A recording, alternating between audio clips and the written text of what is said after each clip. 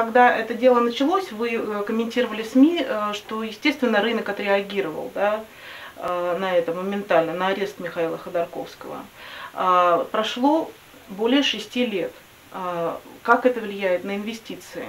Можно ли объяснить, как это влияет на бизнес здесь внутри, на средний, на крупный? Глядя на то, что происходит вокруг Михаила Борисовича, вокруг Павла Леонидовича, вокруг компаний, как все это делается, российские бизнесмены, западные, иностранные бизнесмены, они там не 7 раз, а 107 раз думают, а нужно ли мне в это ввязываться. Вот 1 год я там быстренько все сделал, вывел прибыль и сижу дальше сплю спокойно.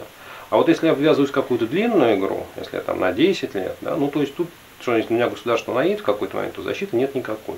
И для бизнеса это означает, что идет просто разрушение института судебной защиты, и, соответственно, бизнес не стремится создавать, бизнесмены не стремятся создавать новые бизнесы. Не случайно, я бы сказал так, что для меня самым ярким результатом такого воздействия процесса Ходорковского на российский бизнес является то, что вот после этого кризиса, который случился там уже больше года назад, российский бизнес не показывает ни малейшего желания восстанавливаться. Да? У нас экономика, она так, внутренняя экономика, если не считать того, что мы продаем на экспорт, она продолжает потихонечку снижаться. Потому что все боятся, никто не хочет вкладывать деньги. Да? Если есть возможность продать бизнес и уйти, значит нужно продать бизнес и уйти. Вот недавно как раз эксперты говорили о том, что промышленный спад планировался там 7 с лишним процентом, а он достиг 10. Знаете, можно было упасть, не знаю, можно упасть было в первом квартале на 20%, а там во втором, третьем, четвертом вырасти там, не знаю, на 4% каждый квартал. Все равно год был отрицательный, но мы бы видели тенденцию к росту в течение года. У нас получилось так, что мы упали, и потом такая, вот, знаете, плоское дно, такое жесткое, на котором наша экономика уверенно лежит. Ну да, она еще и не вот, поднимается. И это самое страшное, да, потому что если бы бизнес шевелился, если бы бизнес хотел зарабатывать, если бы бизнес хотел брать на себя новые риски, экономика, конечно, шла бы вверх. Вот вы в своем блоге на днях написали, что много важных, хороших вещей было сказано, что президент сказал, мы дадим деньги региональным банкам, чтобы они выдавали кредиты на поддержку малому бизнесу, введем налоговые кредиты для малого бизнеса и так далее, и так далее. Очень хотелось бы, чтобы это был президент Медведев, но это опять Обама. Ну что ж поделать. Знаете, я просто когда сам стал читать эти вещи, то полная иллюзия, вот как, знаете, каждая несчастная семья несчастлива по-своему. Да, у каждой экономики свои болезни. Соответственно, от каждой болезни свои рецепты. Кому-то помогает аспирин, а кому-то он вредит. Вот, читаешь, что делает Обама? Ну, слушай, у нас нужно делать то же самое. Казалось бы, так просто. Нет, у нас что мешает, прежде всего? Слушайте, люди понимают ситуацию по-другому. Вот, там, я считаю, что наша экономика, российская экономика больна, а люди, которые принимают решения, считают, что она здоровая. И если позволите, пару слов в дополнение к предыдущему разговору о последствиях и влияниях и так далее. Когда в 2008 году мы заявили ходатайство о условно-досрочном освобождении Ходорковского, один из корреспондентов, присутствовавших в зале суда в Чите, набил себе 2 смски противоположного содержания. Суд отказал, суд удовлетворил. Он хотел очень быть первым, ну понятно, и, так сказать, подготовился. И он по ошибке, не разобравшись, или просто палец не туда попал, он выпустил смс о том, что суд удовлетворил ходатайство об условно-досрочном освобождении Ходорковского. И это дезавуировано было через примерно 10 минут, ну что там 12. За это время фондовый рынок пошел вот вертикально вверх, вертикально. Это было зафиксировано, это как бы я ничего не придумал.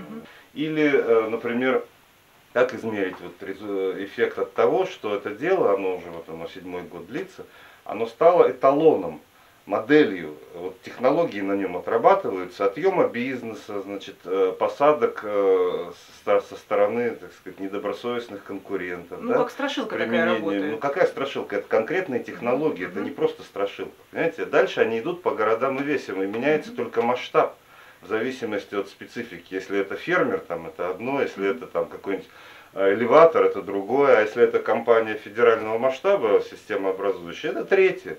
И примеров-то тому нет числа уже. Как менялось ваше восприятие Михаила Ходорковского вот за эти годы? Я первый раз, наверное, с ним познакомился в году 93-94, наверное, когда я был замминистра финансов. А Михаил Борисович уже там занимался Минотепом и нефтью, по-моему, тогда еще не занимался. И для меня он был один из тех людей, которые достаточно агрессивно участвовал в приватизации, используя те методы, которые были разрешены. В отношении всерьез начало меняться, наверное, где-то начало 2000-х, когда он решил, что, наверное, первым из российских бизнесменов изменить стратегию поведения, что хватит сидеть на денежных потоках, да, что нужно делать что-то другое, нужно строить нормальную прозрачную компанию и выходить в то, что называется цивилизованные бизнесы. Но в результате выяснилось, что несмотря на то, что фактически с 2003 года Ходорковский уже отошел от бизнеса, не по своей воле, да, практически подавляющая часть российских бизнесменов, они пошли по тому же самому пути. Да, то есть в конечном итоге он своей энергией, да, своим примером, он развернул, показал, что у бизнеса могут быть и другие цели, да, что зарабатывать деньги можно по-другому. И в этом отношении, конечно, он стал таким человеком, который сильно поменял взгляды российского бизнеса. Знаете, на самом деле, может, даже благодаря его усилиям какая-то вообще общественная дискуссия, она идет. Да, то есть, скажем, для многих людей, насколько я знаю, для них аргумент, смотрите, человек сидит в тюрьме и все равно он думает и пишет, он является неким аргументом, чтобы эти люди тоже приняли участие в какой-то дискуссии. Не могу не вспомнить, я на той неделе разговаривала с человеком, который работал с Михаилом Борисовичем, он просил не называть его имени. И вот он рассказал мне забавную историю о том, что как было принято это решение о том, чтобы стать прозрачной компанией и работать по новым стандартам. Буквально за чашкой чая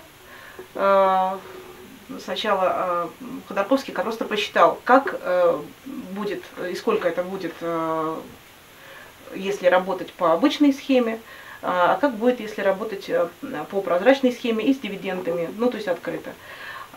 И вышло, что вторая схема наиболее эффективна. Решил и это сделал. И я хочу сегодня закончить нашу программу на том, что, наверное, действительно ничего не меняется, пока не находятся люди, которые начинают что-то менять. Это относится и к обществу, и к власти, и к бизнесу. Да, нельзя не согласиться, очень справедливо. Спасибо. Да.